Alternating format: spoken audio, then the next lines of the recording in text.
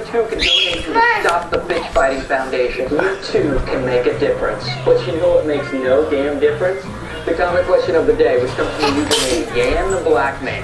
Hey, that's my old user.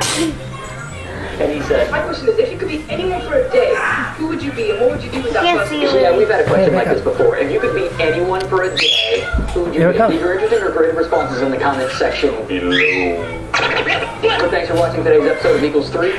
I'm Ray William Johnson, and I approve this message. So tell me, Forum, why are you in big trouble? We straight with you in your mind. Sabrina's birthday.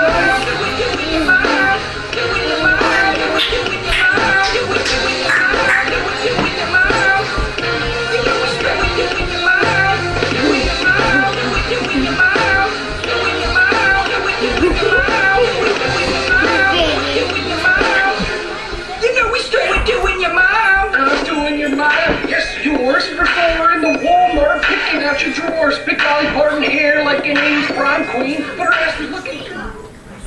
Call the toll-free number below and you can donate to the Ray William Johnson Foundation. You too can make a difference. Again. You do it again.